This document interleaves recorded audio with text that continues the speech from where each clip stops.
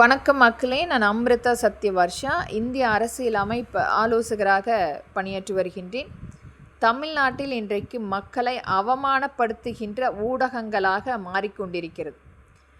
இந்த கூத்தாடிகளுடைய எலவு மற்றும் அவர்களுடைய ஆடம்பரத்தை மட்டுமே குப்பைகளாக கொண்டு வந்து மிகுதியாக கொட்டி கொண்டிருக்கின்றது. ஆனால் மறுபக்கம் விவசாய மக்களுடைய வாழ்வாதாரம் இழந்து அவர்கள் தூக்கிட்டு ஆங்காங்கே அவர்களுடைய அந்த நிலைமை ஒரு மிக கடினமாக மாறிக்கொண்டிருக்கிறது. மத்திய அரசிடமும் மாநில அரசிடமும் மண்டியிட்டு அவர்கள் போராடக்கூடிய அந்த தெருக்களில் நின்று போராடக்கூடிய சூழ்நிலைகள் மறைக்கப்பட்டு ஊடகங்கள் முழுமையாக கூத்தாடிகளுடைய அடிமைகளாக மாறிக்கொண்டிருக்கின்றார்கள்.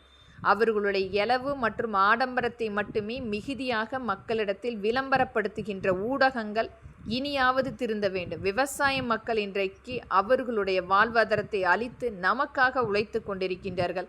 நாம் இன்றைக்கு உணவாக உண்ணக்கூடிய அந்த 3 வேளை அவர்களுடைய கடினமான அந்த காலகட்டத்தை தன்னையும் அழித்து கொண்டு மக்களுக்காக இன்றைக்கும் ஒரு நல்ல உணவை கொண்டு வந்து கொடுக்க வேண்டும் என்று உழைத்து கொண்டிருக்கின்றார்கள், உற்பத்தி செய்து கொண்டிருக்கின்றார்கள். அரசு இதுவரை விவசாய மக்களுக்கு அவர்கள் கேட்கின்ற அந்த விலை நிர்ணய பட்டியல் அங்கீகாரம் செய்யாமல் நிராகரித்து கொண்டிருக்கிறது. கொடுக்கின்ற அந்த அடிமைத்தனமான அந்த பணத்தை மட்டுமே பெற்றுக்கொண்டு நமக்காக இன்னும் விவசாயத்தில் ஈடுபட்டு கொண்டிருக்கும் எத்தனையோ மக்கள் அழிந்து கொண்டிருக்கின்றார்கள். ஆனால் மறுபக்கம் இந்த கூத்தாடிகளை கொண்டாடி நாம் கொடுக்கின்ற அந்த பிச்சையை வைத்து பணக்கார வாழ்க்கை வாழ்ந்து கொண்டிருக்கும் கூத்தாடிகளுடைய எலவு மற்றும் ஆடம்பரத்தை விமர்சையாக விளம்பரப்படுத்துகின்ற ஒவ்வொரு அந்த ஊடகங்களும் ஒரு வெட்கப்படக்கூடிய சூழ்நிலையாக கண்டிப்பாக கருத வேண்டும். இனியாவது விவசாய மக்களுக்கு முன்னுரிமை அளிக்க வேண்டும்.